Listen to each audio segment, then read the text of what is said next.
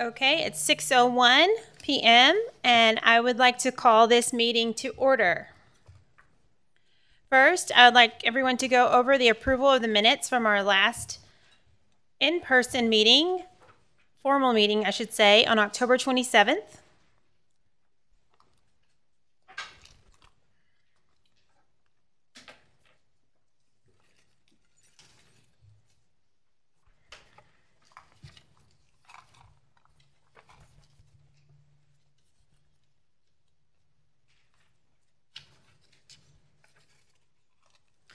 It was just a brief time ago.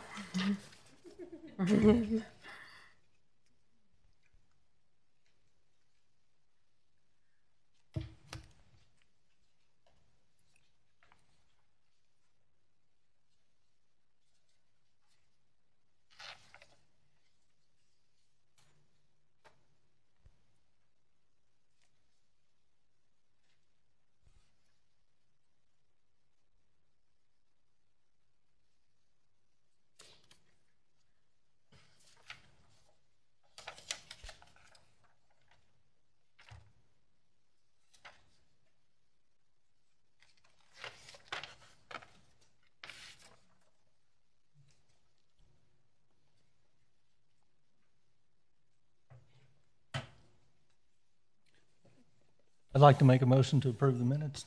I'll second that motion. Okay, thank you. Any opposed? The minutes are approved from October 27th. Tonight we have a couple of guests. We're going to start with our first guest, Vijay Mahal. Vijay, will you please come up and tell us a little bit about yourself? He's interested in volunteering and being on the board of Keep Friendswood Beautiful. He was referred to us by our mayor, Mike Foreman. They've served on a board previously together, so he had a high recommendation and he seems really excited about it. So just tell us a little bit about yourself and what you're interested in, or why you're interested in Keep Friendswood Beautiful. Sure. Good evening to all of you. Nice meeting you. My name is Vijay. Can you hear me? Yes. Okay, my name is Vijay Mahal. I have been a resident of Friendswood since 2004. So I've been here for a long time. I just love this city, such a beautiful city, and people are so nice. I used to work, my background is in transportation engineering. I did a lot of technical work for a company called HDR, which, by the way, has done quite a lot of work for city of Friendswood in terms of signal design and all those technical work. I retired 2 months ago on December 29th, more than 2 months ago. And when I was employed with HDR, I was also on the board of directors for Baytran, an organization called Baytran, and that's how I came to know Mayor Foreman, and we became friends. And after I retired, I mentioned to Mayor Foreman that I would like to volunteer and give something back to the city. One way of not driving my wife crazy, be involved in something. So he suggested, this would be one of the things that I could do. So that's how I started contacting you. I'm very, very passionate about environment, recycling, and keeping the city nice and beautiful. So whatever I can do, I'll be very happy to do. Oh, thank you. Thank you. You sound just like you're right up our alley. I was talking to Mr. Mahal. He loves cleanups. He loves recycling. He loves things to do with the environment, and he's retired. So those are all things that work great for us. We found some of the best volunteers have the most time when they're retired, and so, and especially for your love of the city. So we look forward to it. Yeah. Typically, if you could come to a couple of our events, and then when we have a position open, which we should probably have one sometime soon, we'll get you on the board as soon as possible. Sure. If you want to attend or volunteer at our next event, which will be our Spring Sparkle on April 10th, we'd love to have you. Okay, and we can sure. give you more information then, but we'll send you an email. Yeah. So Just only one thing I want to mention is that now that I am retired, one of my, my wife and my goals is to travel a little bit during the retirement while I am still fit. Okay. So I'll be gone on and off Domestically we'll travel when things settle down. We may also want to travel internationally, but I will keep you all the dates and everything. Yeah. So it is possible that I may miss one or two Right. meetings. Yes, and that's So I totally just wanted to let understandable. you know. Okay. Everybody misses, not everybody, but a lot of people have to miss for work or different things, definitely for vacation and stuff like that. So All right. for sure, we're definitely flexible, and we have a pretty set schedule when the board meetings are. And if you can't make one, then that's fine, and that won't be a problem. Sure. Thank you so much. Thank you so much. And thank you for the opportunity. Thank you. We look forward to getting to know you better.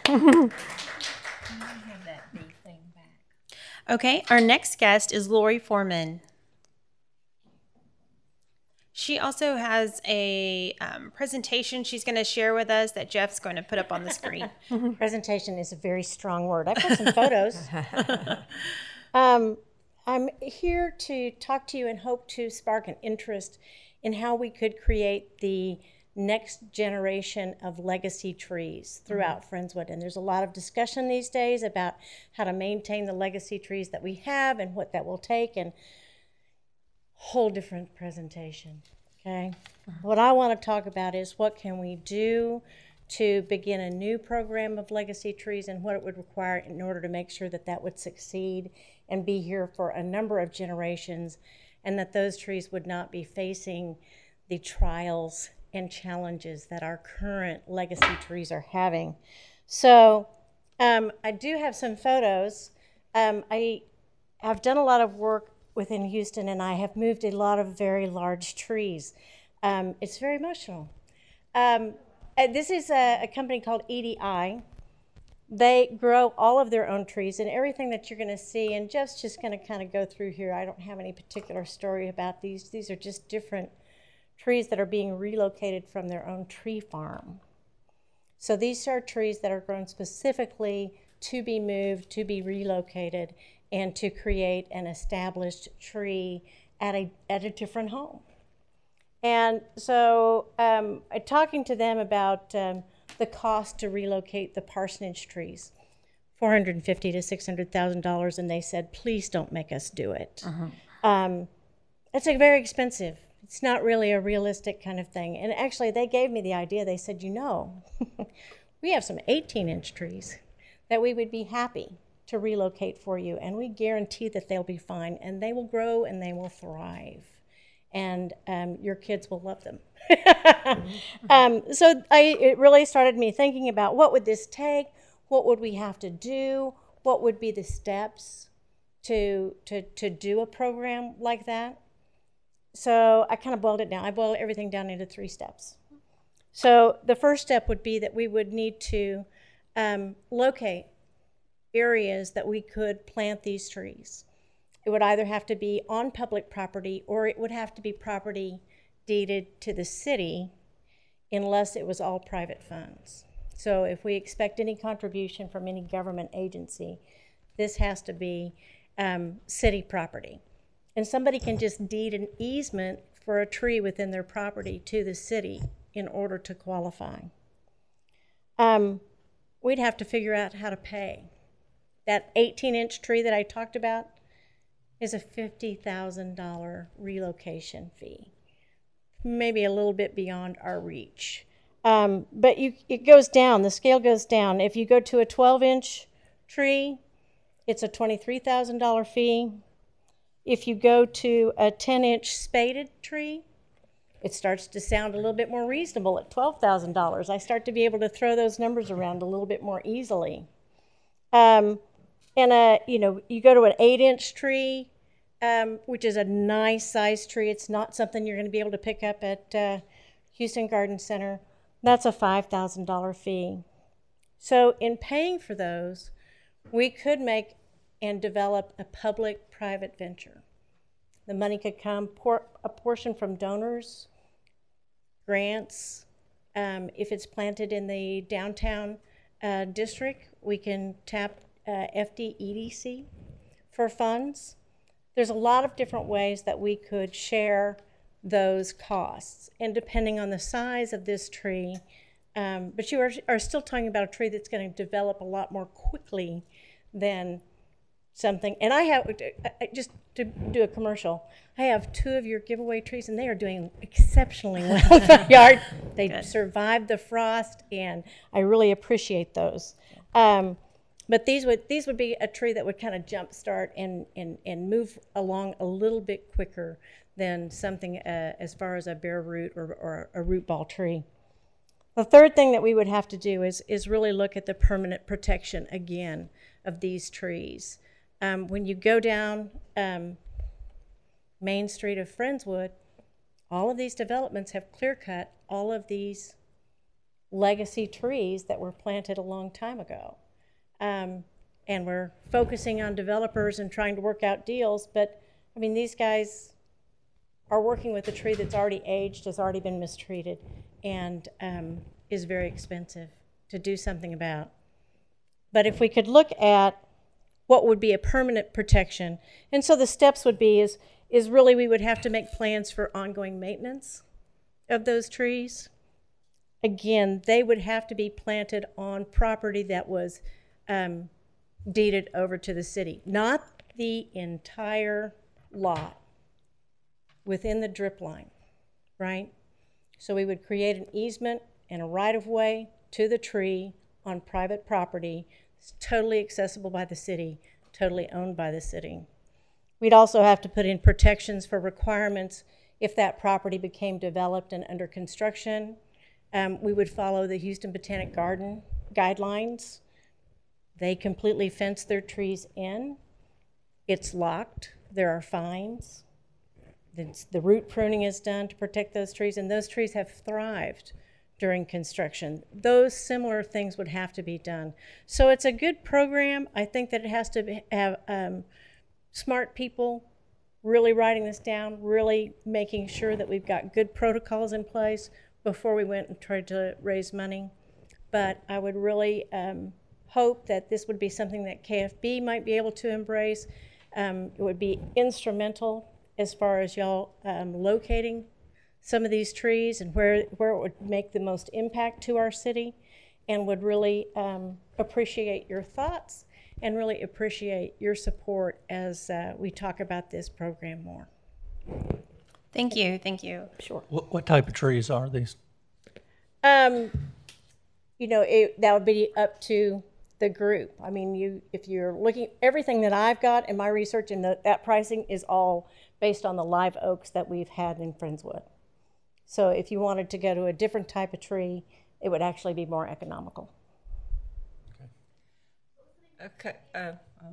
The company that I work with is EDI. There was one other company here in Houston, Davies Tree Service, but they bought them.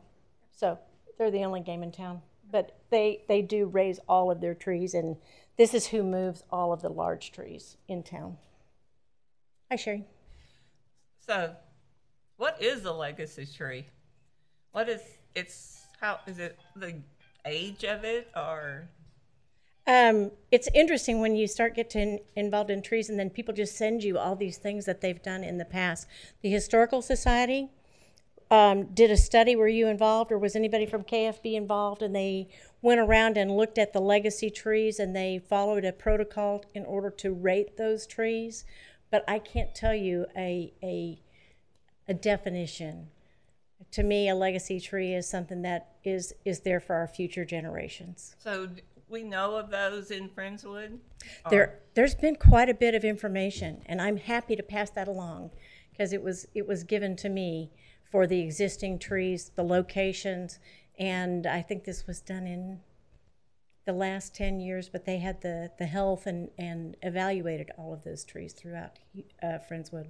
And in regards to funding, does this have anything like with the Forestry Service or the trees groups that are across America right now? Can you get funds from those kind of people too, or is it? You can apply for their grants. Yes. Yeah, I think that's something that to be further investigated, but it's definitely a good funding source and something that we should look at as far as sharing the responsibility for that. I think that you could have a private donor program also, that somewhere there's recognition for those people that have given to this program. Okay. Thank you. Well, the trees in the downtown area is something that we have talked about and are definitely have an interest in. And if not preserving, like you said, the cost is just crazy, but adding to. So we do have a couple people on the board, or several, that do have a keen interest in this. I know we have a certified arborist that would be a great person to talk to, Todd, who does maintenance and different landscaping, and Kay. I'm sure they would have some good feedback.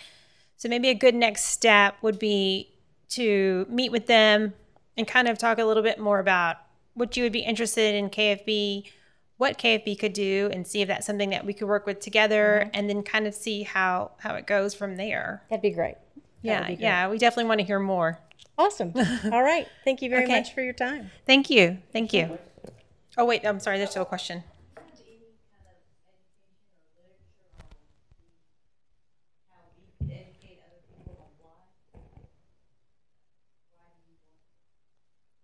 I've seen some of that and happy to do. Right. Right. To explain to someone who's like all about money, Right. how do we educate them on why we want You know, that's a good part of this initiative and should be followed up. There's great information on how established trees improve your property value. The improvement of your property value ends up in property taxes, right, Trish? So, we can talk money yeah, to these people who that's don't exactly right. understand. Very good point. Yes, Trish. So I should let y'all know that P&Z is also working on a tree ordinance right now that they're Okay. bringing to city council about preserving some of the larger trees that have been in Friendswood for a long time, especially in that downtown area. But I don't know if they're going to limit it to downtown or if it's going to be throughout the city. We haven't seen it yet, but they are working on that right now. So you Okay. can ask them to do that. And it might be premature, but talking to a couple members of P&Z, part of that is that if you cut down a tree and aren't able to replace it according to the formula, that there's an option that you pay into the tree fund. They do. Yeah, and if we could apply to that, you know, Okay. if those went hand in hand, that is another way that we could fund for the next generation of legacy trees. Okay. Sounds good. Yeah. And as far as value goes, I know that we did a projection on the tree giveaway. And after the trees are matured, about how much that they save per average homeowner on electricity costs and then added value. And it was $1,500 per tree per year. So we estimated over 20 years, it would be $300,000 in savings for Friendswood residents. So that's quite a bit. Yeah. So thank you so much. Sure. Thank We you. look forward to hearing more.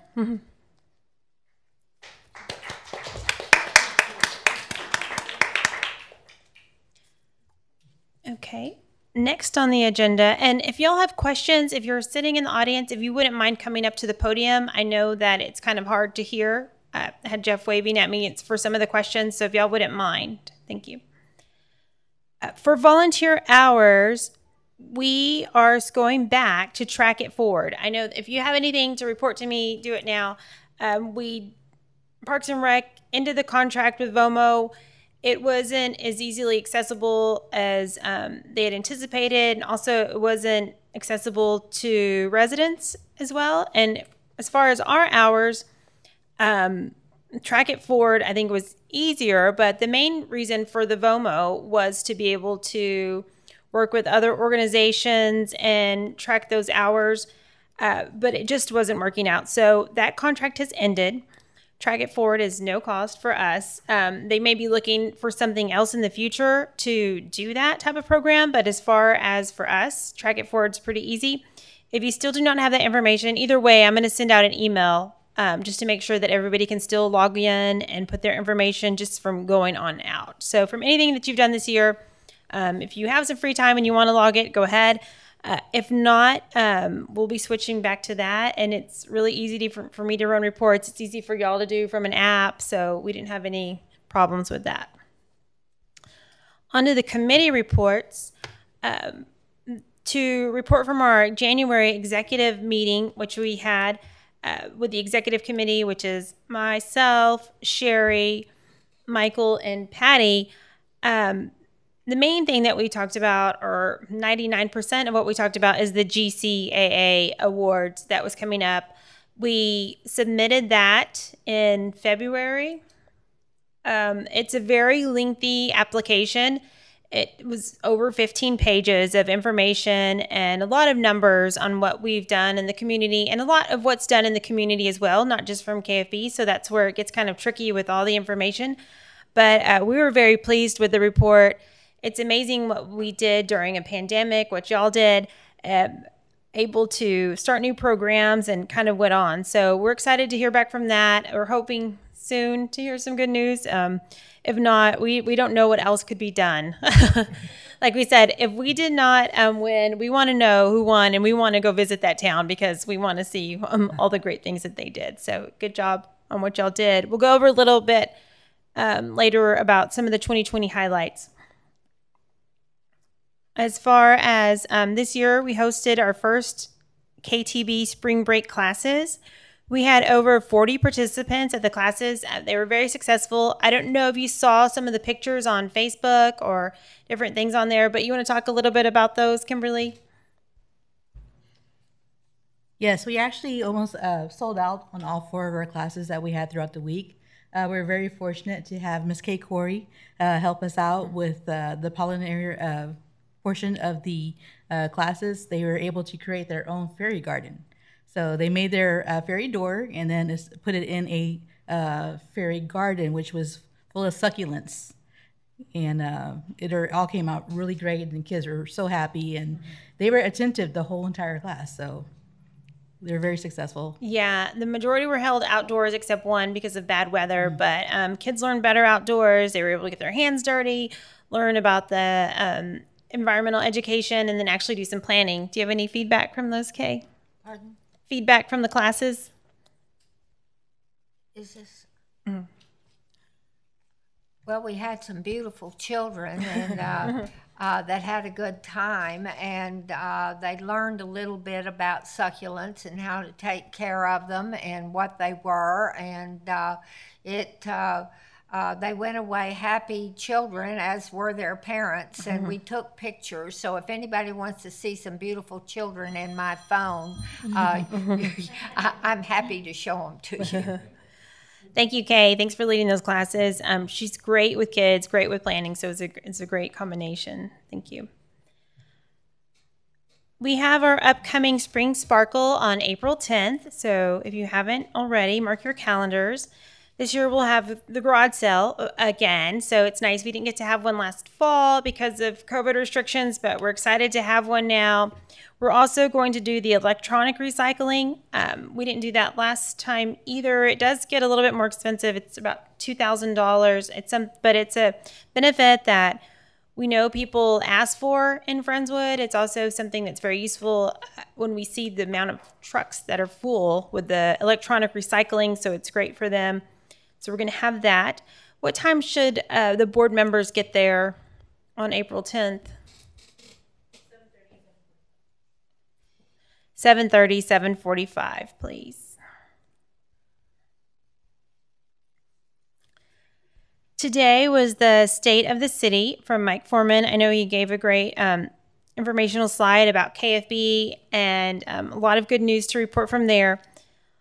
On April 5th, we're doing our presentation to council, the KFB presentation. So if you can attend that, that would be great. It's at 7 p.m.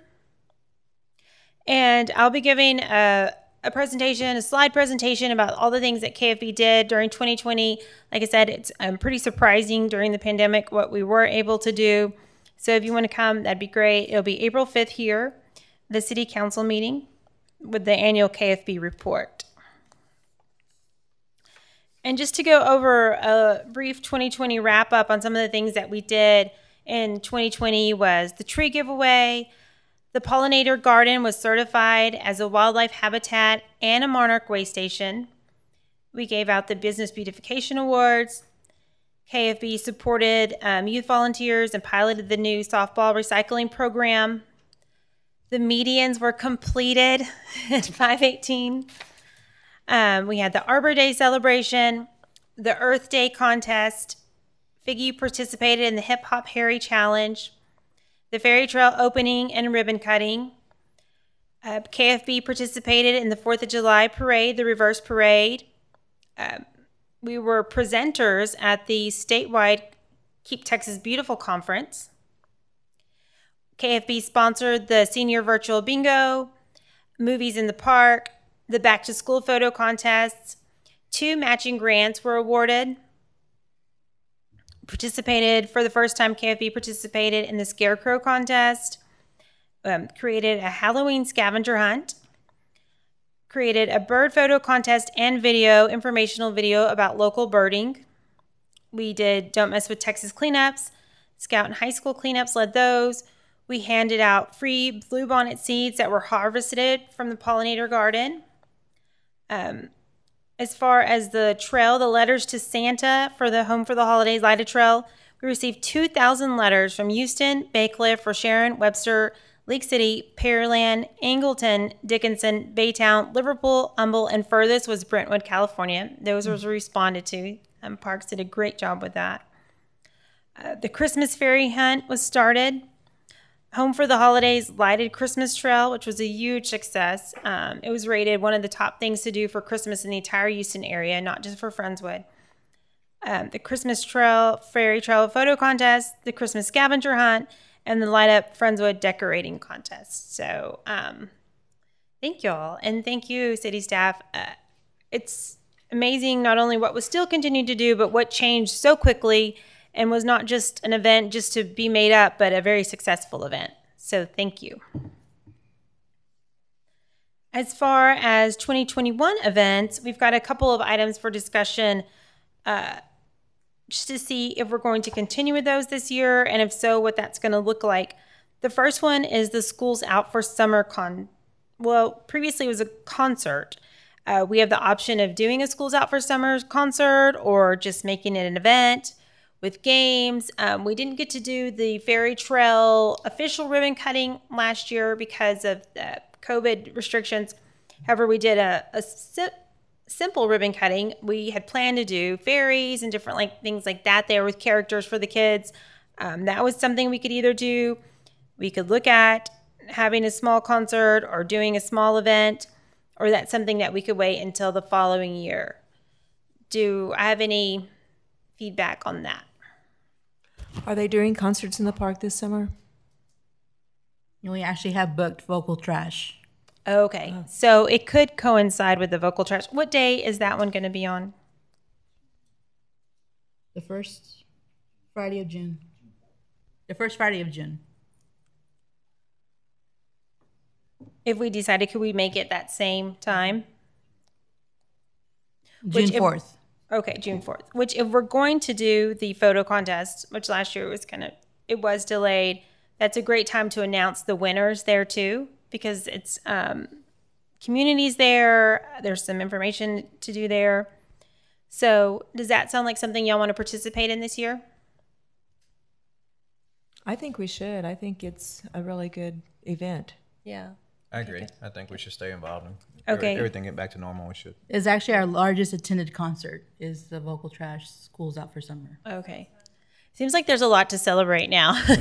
And it's outside by June 4th. I feel like a lot of people will be able to be vaccinated. Our restrictions are gone. Yeah, maybe we can get some fairies or something to kind of highlight the fairy trail, since we didn't get to do a formal opening for that, and just do some KFB fun giveaways. So tying into that, I kind of skipping a spot here, but the photo contest, we want to move on with that event this year too. Okay, Brandy? Okay, so then we'll set up some dates to where we can announce the winners then. We'll kind of go backwards from that. And also we could do that. It's great to have all the stuff from the high school, Mary, for the photo contest. So we appreciate that. The students' pictures are always our favorites to look at. It's great to see what they think is nice in Friendswood. And for those of you who do not know, I'm talking about the Keep Friendswood Beautiful. What do you think makes Friendswood Beautiful photo contest that we've done? It will be our 6th one if we do it this year. And it's just interesting to see. It's an amateur photo contest.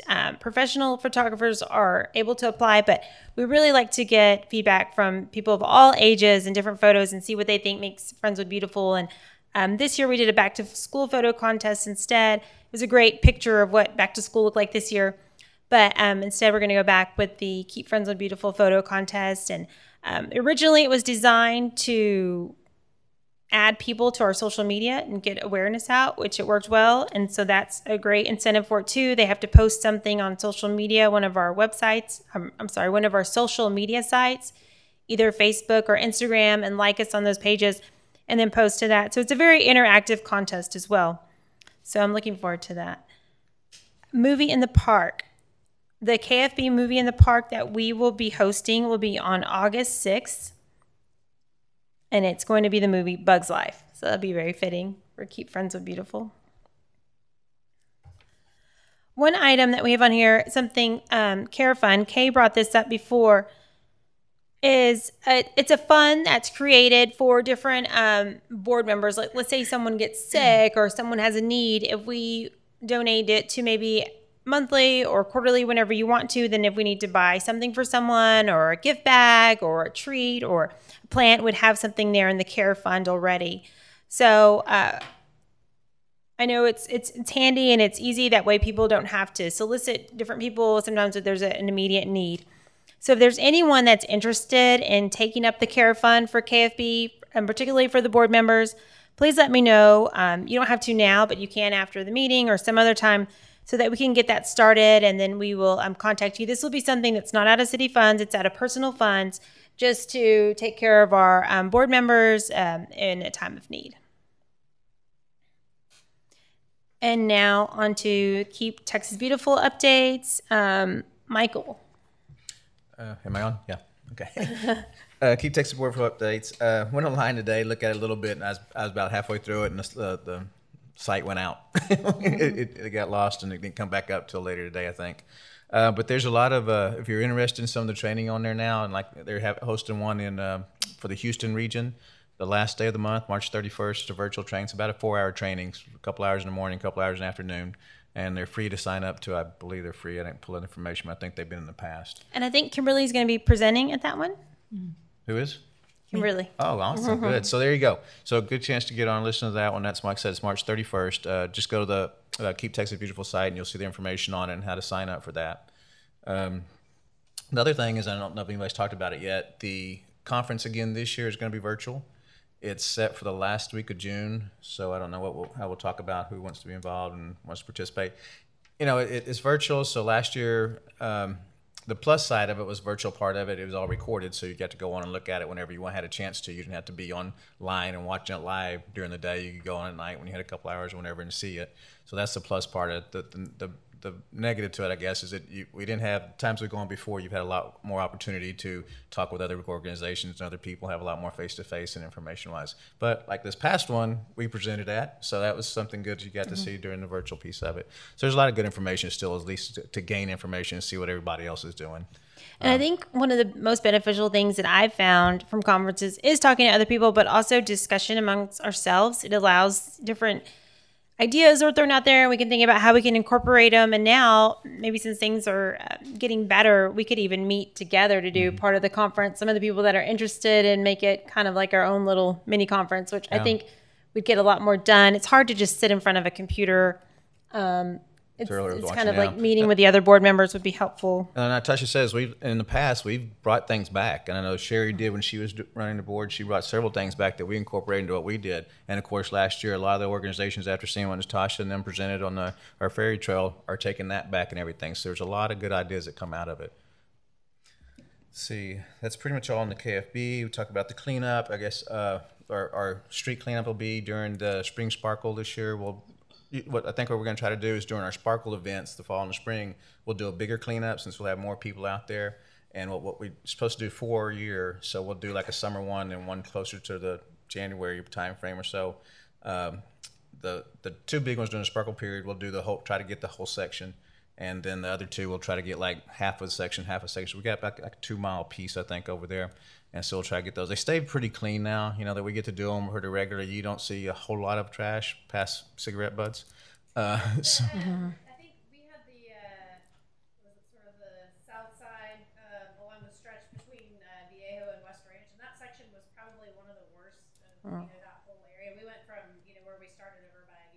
Right. all the way down to Centennial. In that area, and then the one area where the construction is going on, what is the Rancho Express or whatever that is, those two areas were particularly bad. So They're pretty heavy. Yeah.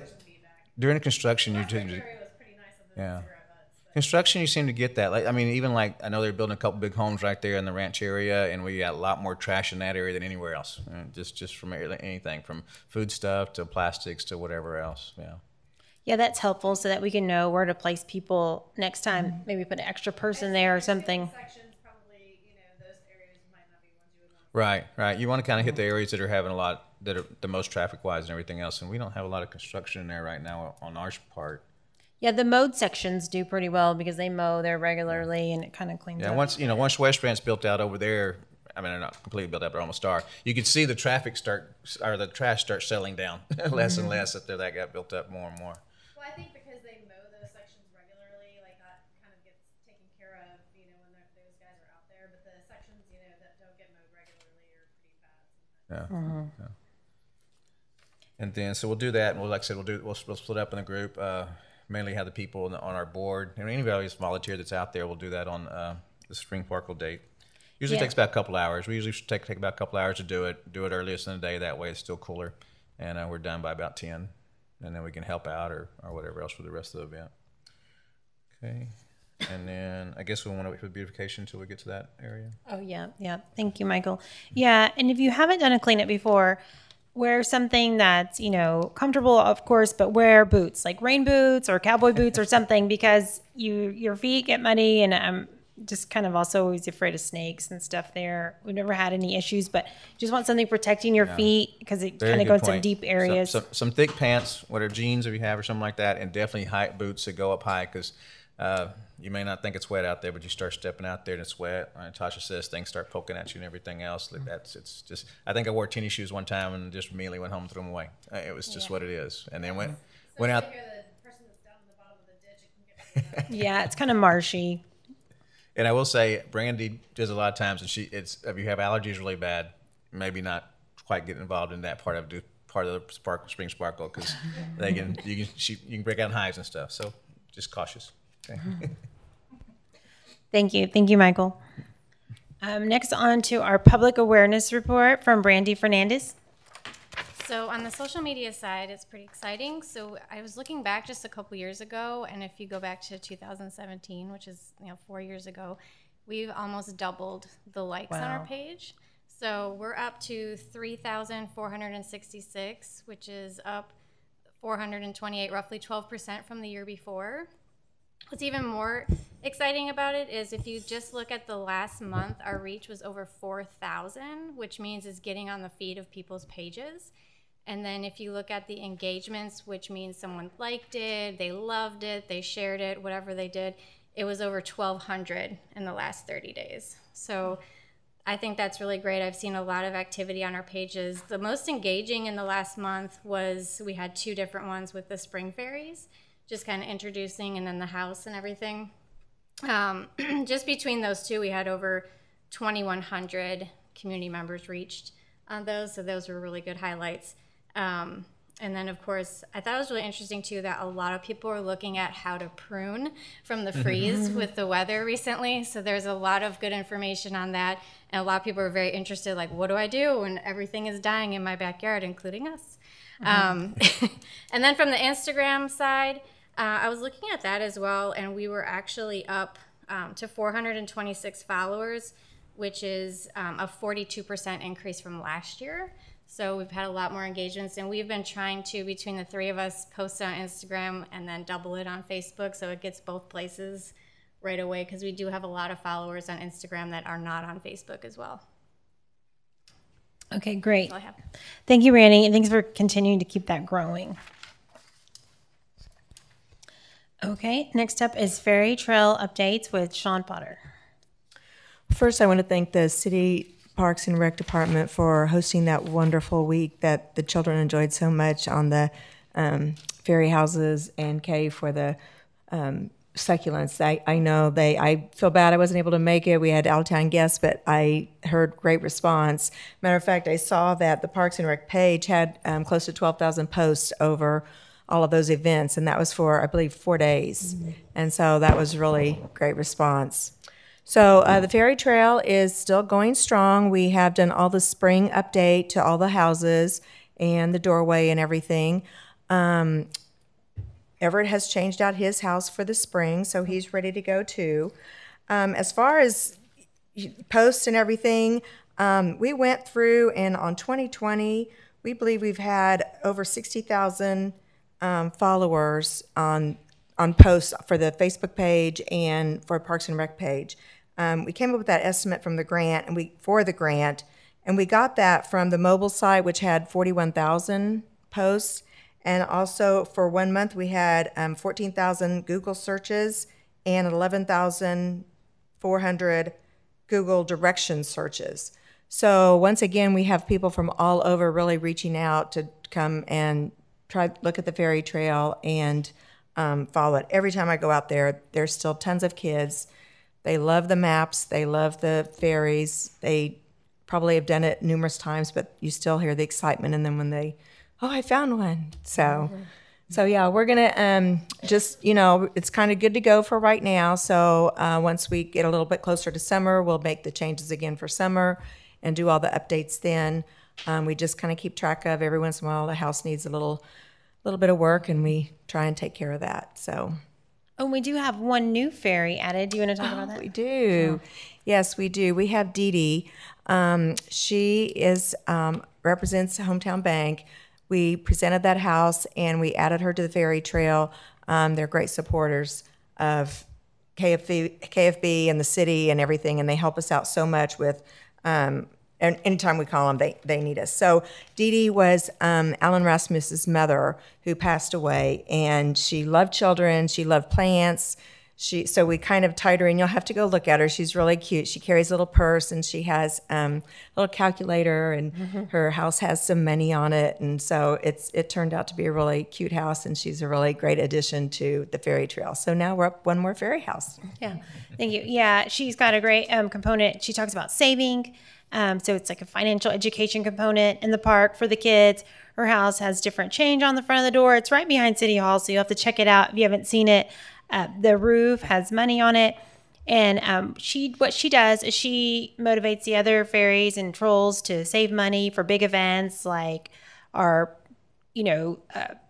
holidays in the park, lighted trail, and things like that. She finds loose change in the park and deposits it at Hometown Bank to save for those events.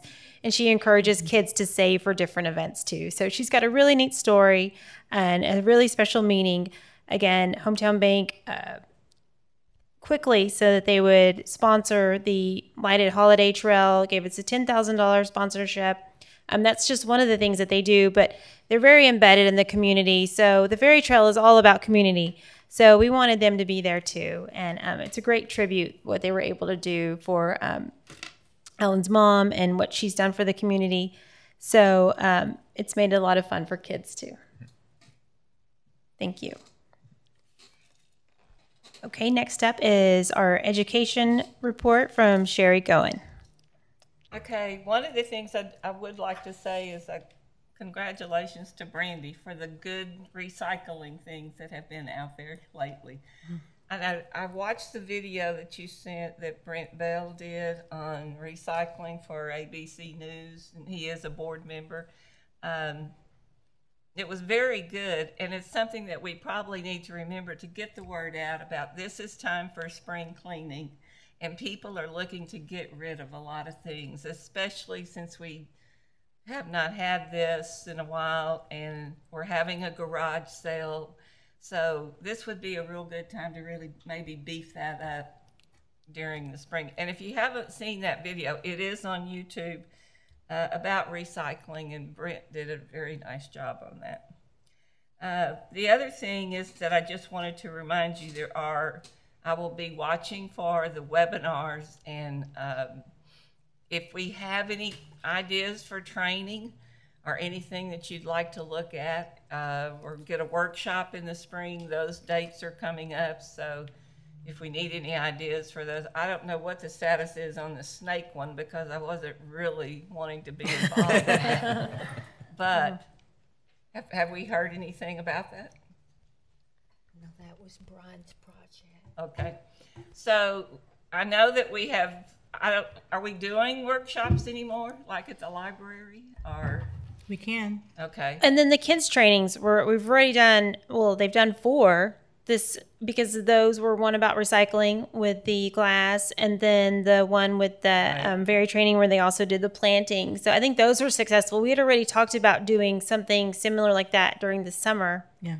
But I liked it where there was different things on different days. So maybe we could even think of a class week or something, or a certain day of the week or something for the future. Having them outdoors is nice. The pavilion, and like they filled up the classes, so something. What like about that. if for workshops for adults or anything? Have we thought about any of those for the spring or fall? I know that succulents was a popular thing for adults as well. I think we had looked at some other. I know that y'all have done some things in the pollinator garden. They talked about doing some trainings. We were scheduled to do another container program, and it was canceled last year, and it never has been rescheduled. As far as the snake program went, that was set up through Master Naturalist. That was Brian's project, and I'll have to follow up on that. Okay, we can look into that. Okay, that's all I have. Thank you, Sherry. Okay, next up, we've got reports from our beautification committee. Kay Corey, if you could please give us, I know she's got some information to share, and then also a pollinator garden update. Okay, first of all, I want to thank all of our team for the support that you have given me and my family during the passing of Brian, and I just thank you so much. I'm going to move on about the pollinator garden.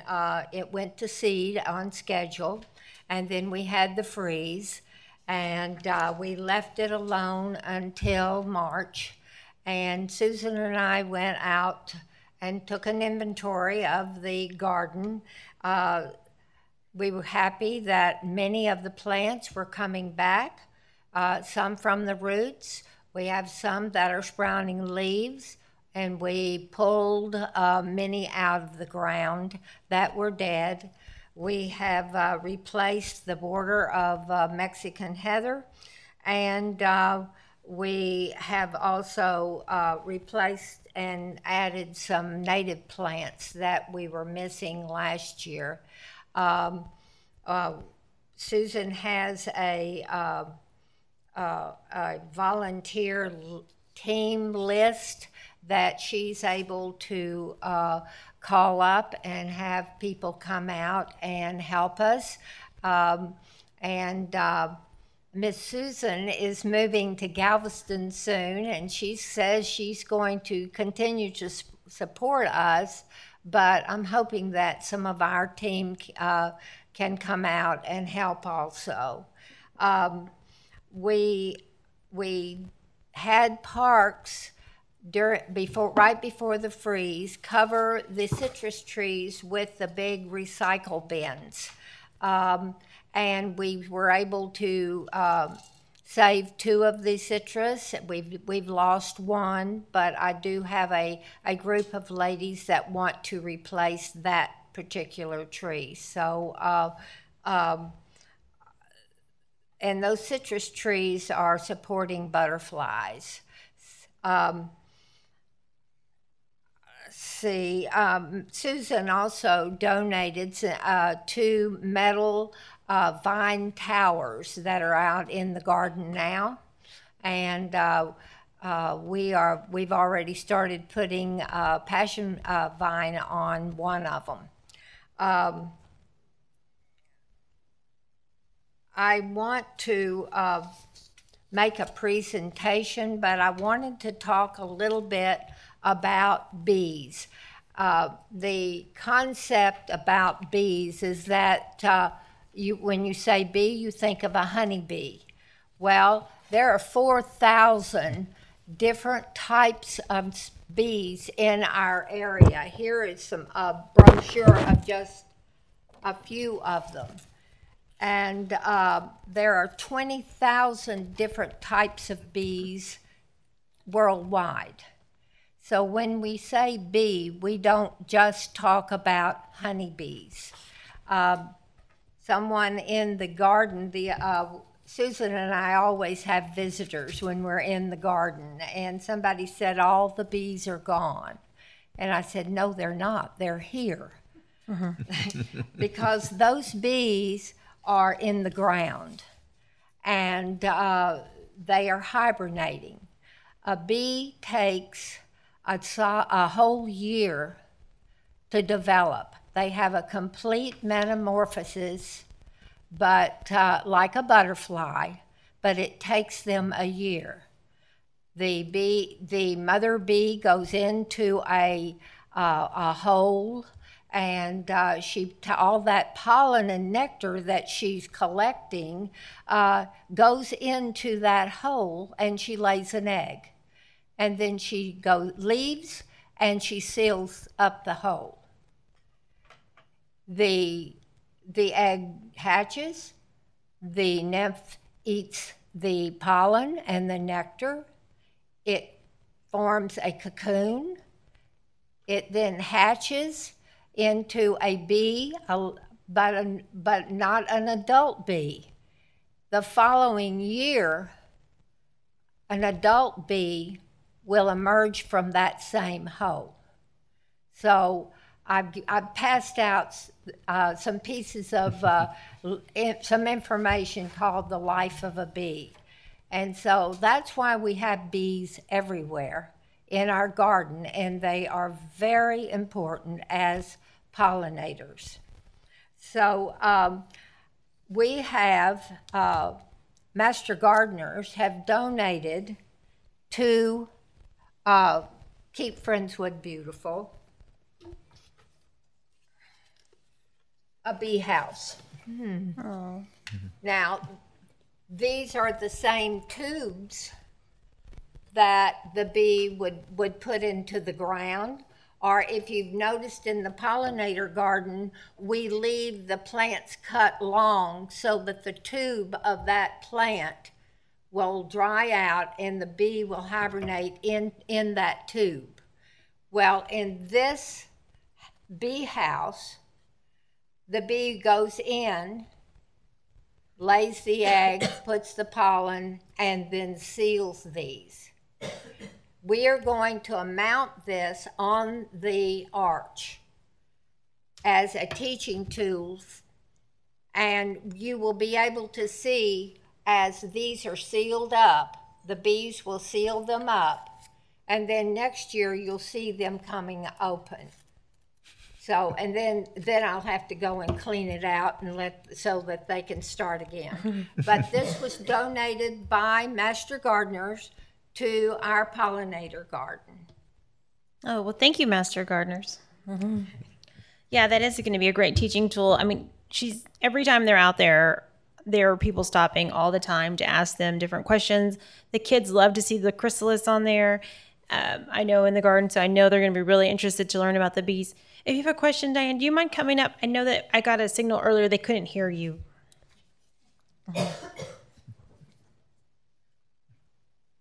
Sorry. I was just going to ask about the educational seminars that you have. I'm pretty sure there's educational videos on the types of bees that use those type housing. Mm-hmm. So I was just thinking. Oh yeah, maybe sharing it. Have videos about that. Yeah, I think that would be good to share on our information, and then also just I think the bee stuff might be a good class in the future. I know there's a lot of bee. Your husband does bees, doesn't he? Yeah. Maybe. And we lost a hive, and I know several people within the community that have lost some of their bees, and we're kind of trying to figure out how to replant for the bees. So. Okay, in our little groups. Oh, maybe we could sometime host one of the meetings with the groups or something. The bottleneck bushes, bees love bottle brush. Bottle brush. The red ones.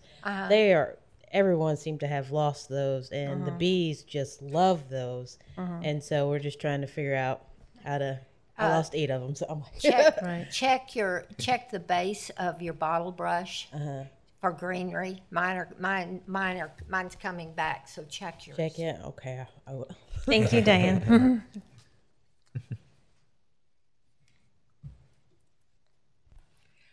Do you want me to go on?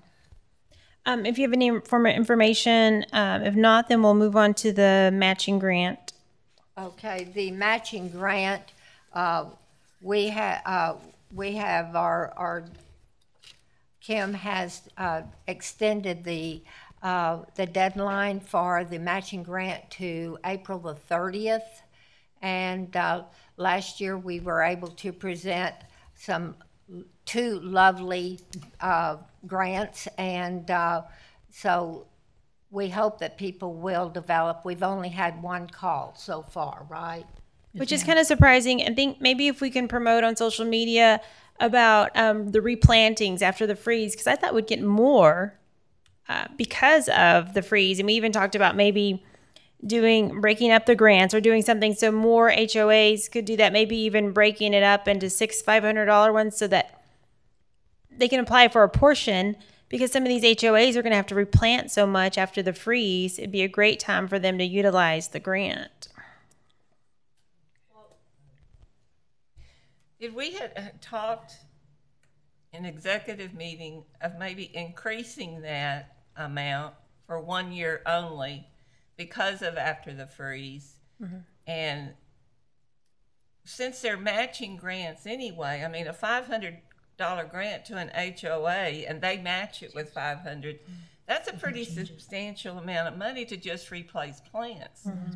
So if we talked about doing that for just one time only, raising the price and then getting that information out to more people, I think our money would be well worth it this year. I think so too. Maybe if we reformat it and talk about it that way and see how many people are interested in, and if we get a lot of HOAs, then we can move on from there. But if not, we can maybe repackage it to say $500 each and see how many people are interested in for the HOAs, and then for the replanting. And then if we get more, then we can talk about a one-time increase because of the freeze. Thank you. You want me to go on? I think next is Business Beautification Awards. Yeah, that's Michael.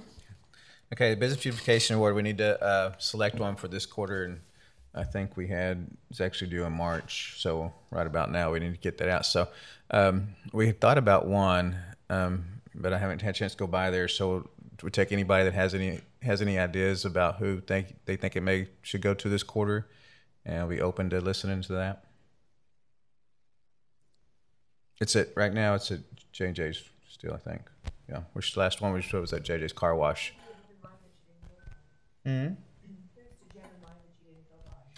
Natasha brought up one last time. It was one of the medical.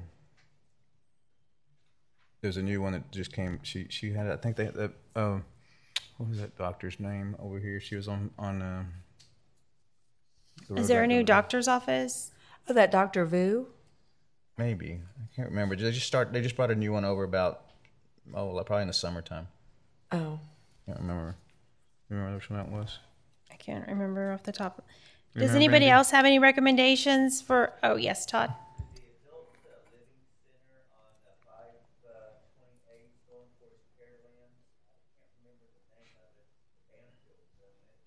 The Bedford. Yeah, we did that one. It was a quarter before, I believe, or a couple quarters before that. We need to get out and look. I think everybody. Yeah. If you could give us a couple recommendations, and that's something that we can, we don't have to have a formal vote on to go forward. No, we don't. We just want to have it in front of the board. So I'll tell you what we'll do is this next week, if anybody has any ideas, I'll take a look at a few more. And if you have any ideas, just email it to us, Natasha or myself, and we can take a look at those, and we'll come up with one. We'll let the rest of the board know, what that is. Okay. Okay, sounds good. Thank you, Michael. And then Todd, would you mind coming up to give us a quick update on the 2021 tree giveaway, please? It was a different format for those of you who are not familiar. Instead of doing it here at City Hall, we did it as a drive-through at Centennial Park, which was actually, I think, definitely made traffic a lot easier. People didn't have to get out of their vehicles. And Todd's going to give us an update on that as well. Well, we had 150 trees this year.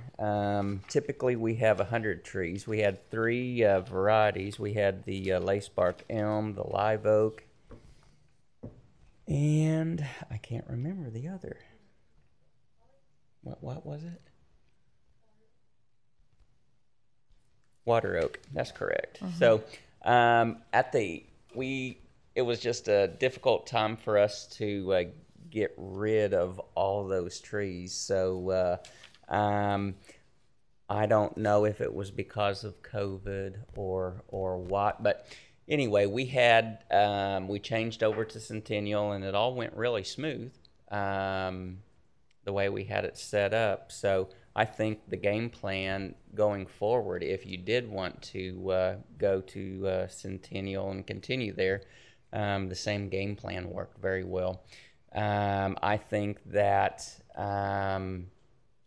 we may just ought to stick with 100 trees. It just seems like when we go over that, it just becomes an issue. But I think the year before we did fantastic with 125. We ran out, didn't we? We had 200 trees last. Yeah, 2,000 trees. Oh, yeah. Okay. What it was also is we allowed people to get households more than one. This time we limited it to one per household unless they wanted to come back and go again. So that did cut back. So everyone got to get a tree. However, when we did the 200, people could have unlimited, then we ran out of trees. So it's hard to find that balance. Yeah, I think definitely going forward, 100 or 125 if we do the ones per household. I think that And there's a question it could too, I be the variety of trees that we pick too. I think the live oaks are probably oversaturated. Everybody likes the red oak.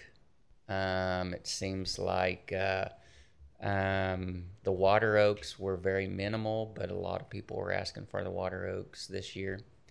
So maybe, we can continue giving out 100+ trees, but we just need to find the variety that everyone's looking for. Yeah. Yeah, that's true. That's probably what is going to be the big driver. If it's the one that everybody's looking for and interested, then we can go in a little bit higher than what we would. Just Yeah, and I would say don't go over 125. Just I think the last 25 were the ones where we kind of got stuck, and before that, it went really smoothly until then.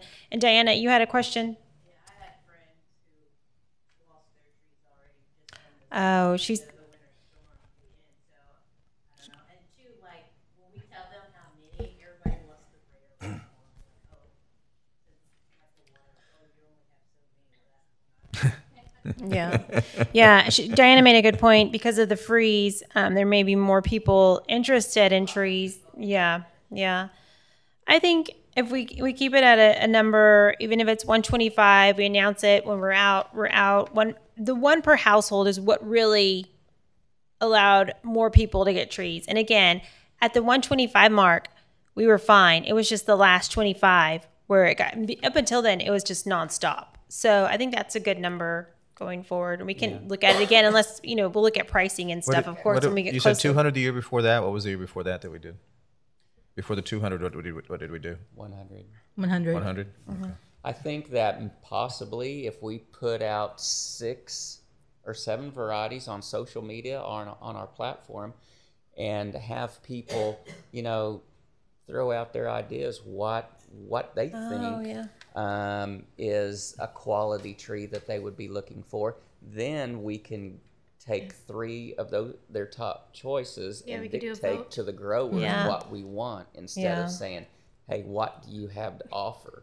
Yeah, that's a great idea. That is a great idea. Good, the maybe. survey and then do that. That's a great idea. Yeah. And I believe there's a question in the back too. Yeah, I was just gonna say, I know a lot of people that don't go to the tree giveaway because they're in previous years they've been gone like that. So I think that it's like you got a lot of people that want them.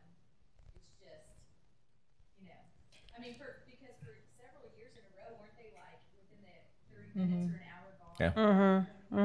So I think that's part of it is people don't think that they're available. Yeah. And then also, I think the new format maybe was just different for people, but I thought it was a lot nicer because then people still got there early as 6, but they were able to sit in their car instead of getting out. It was less traffic, in the parking lot. Yeah. Yeah. Flipping of trees all over random parts of Yeah. the lot. It's much Yeah. easier as far as the loading process. Yeah, I Really think I smooth. agree. And I would say the first 125 went within the first hour again, probably. So, yeah. Thank you, Todd. Very good. Thank you, Todd, for leading that continuously. It's always a very successful event and a great impact results for our town. Thank you. I'm curious. I think about, because I know we were out of town. It was a holiday weekend as well. Don't know if there's any impact on that either. Yeah, what holiday? Yeah, that's something else to think about as well. We were in Utah, so what holiday was that?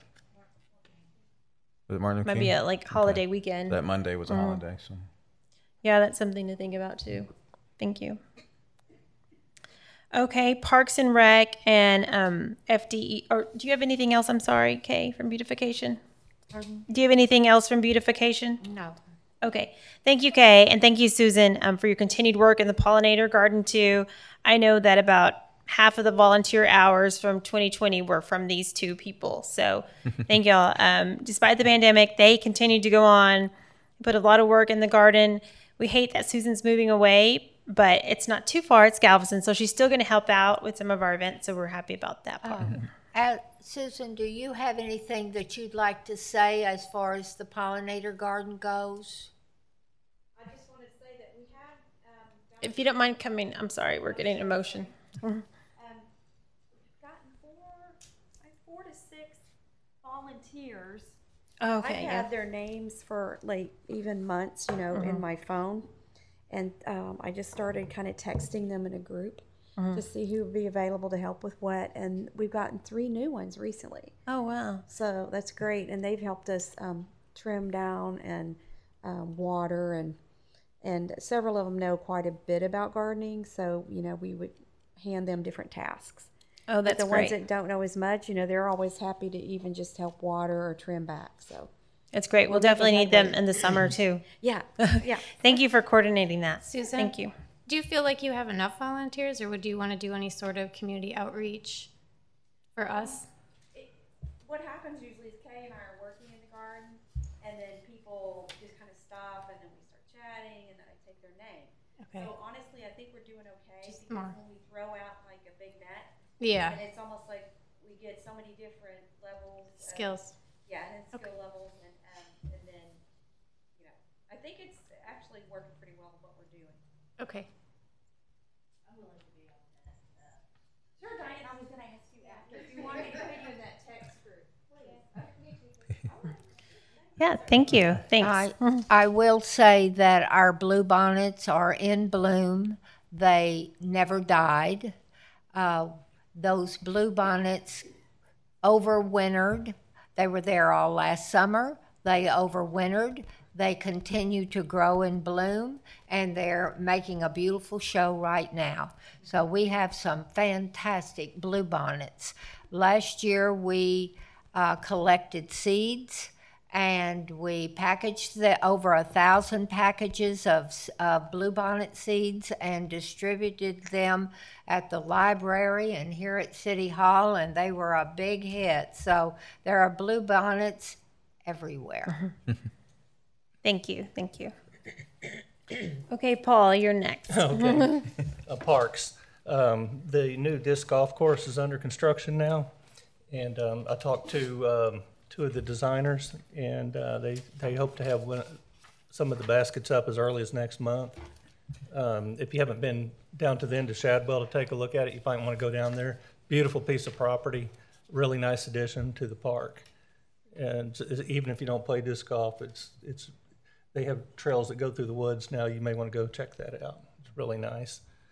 And I know I've been out a while, so I haven't talked to James.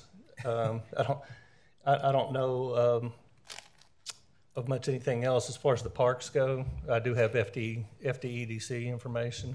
No, you're right on with the parks. I was going to mention the disc golf trail, and afterwards I'll speak a little bit about some of the accomplishments that staff has done during this COVID season. Okay. As far as the FDEDC, as VJ had alluded to, the HDR is finalizing their contracts with TxDOT, and I believe that's going to go under for review pretty soon. There will be construction before the end of the year. Contracts will be let.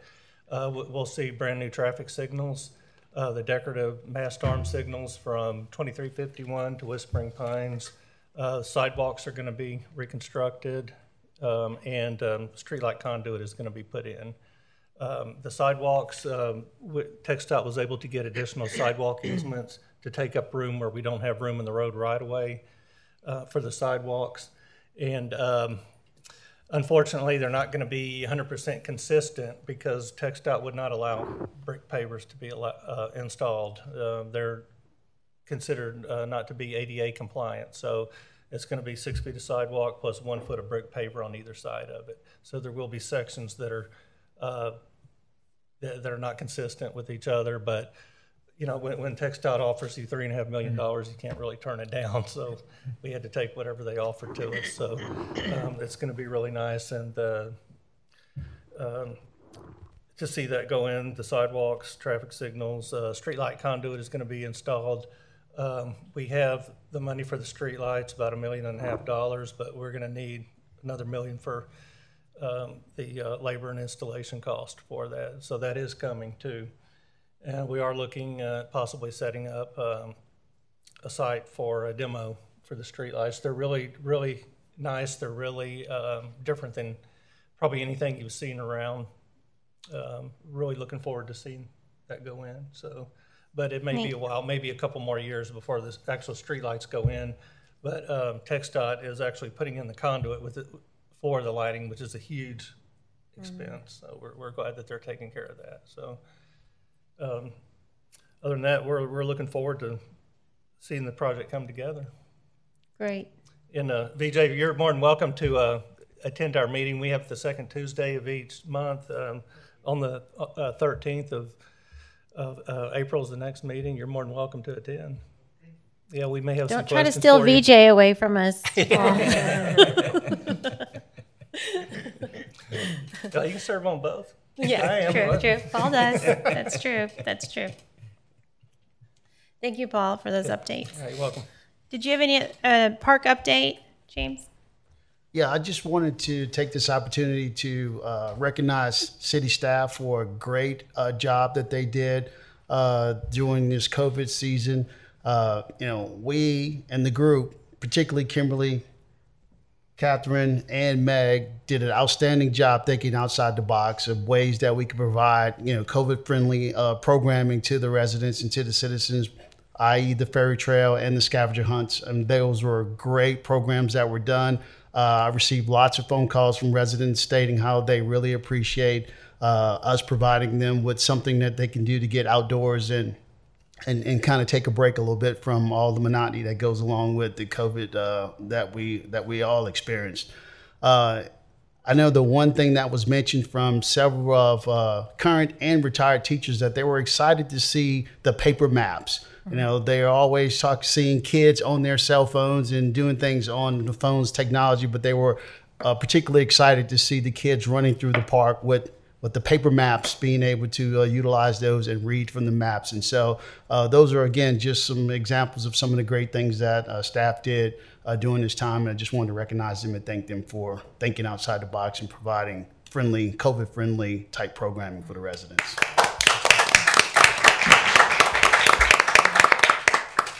Absolutely, absolutely. Again, not only did they make something, but they made something that was really successful and great.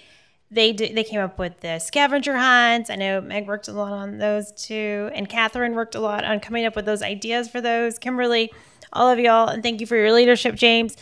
I know in a lot of organizations it's really hard to push something new, but not in Parks and Rec. I mean, y'all are very innovative all the time, very successful, always have got great things for our communities.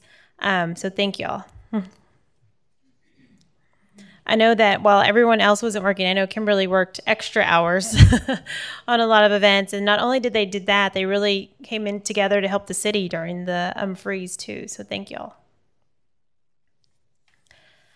The next item is environmental action. We don't have anyone here that leads that group tonight, but as far as recycling trends and updates, Sherry touched on this. Our board member, Brent Bell, he was on an ABC show talking about green spring cleaning and about, in particular, how to recycle some of these things that you're used, how to recycle toys. A lot of it is reusing. So the garage sale and Spring Sparkle is a great thing for those, but he gave other ideas on how to do that as well. And some good information on green recycling. As an update, this is a 2020 recap from the softball field pilot recycle program. We gave Alexandra Castillo, KFB hosted 8 bins. The city and parks helped her update those as well. Recycle bins that were added to the park. She cleans these out on her own.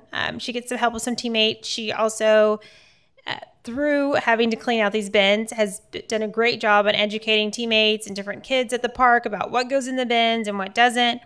And I know this is just a conservative estimate that what she did, it was not even the full year of 2020, which was also, some of the games weren't played, but she diverted alone 1,600 plastic bottles and 500 cans from cleaning them out. So again, that's a conservative estimate on how many she cleaned out herself. So it's for her. Any updates from the medians? And when is the contract in for that? In August. In August.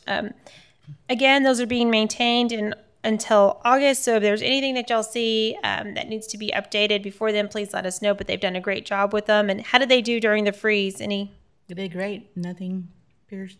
The roses survived. They looked pretty brown right after the freeze, but they're nice and green now. Mm-hmm. Yeah, that's good. I know after about the first day of the freeze, I thought, oh no, the medians. But yeah, they're doing well. So good. Thank you. Any new business? Okay. Well, before we close out, it's just great to see y'all in person again. Oh, Betty. Yes.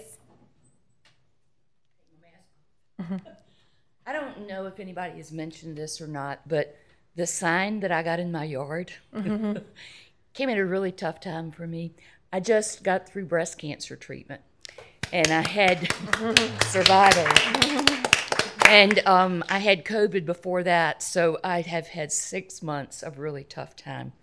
And when I went out to get my mail and I saw that sign, it was like, I felt like somebody had given me a hug. So thank you for doing that. That was very, very sweet. Oh, thank you for saying that.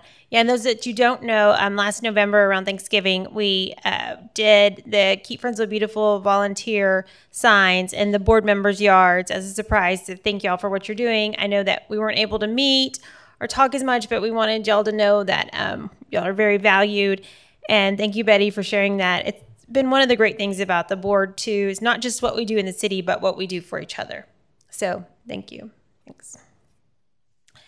And speaking of next meetings before we adjourn, will be on April 27th. We have the option to have it here or at the hangar. We don't need a formal approval, but just by a show of hands, who would be interested in having it at the hangar? Okay. And what about who would prefer to have it here?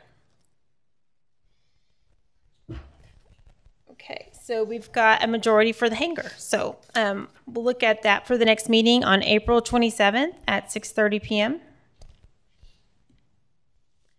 And if there's no other comments, we will adjourn this meeting.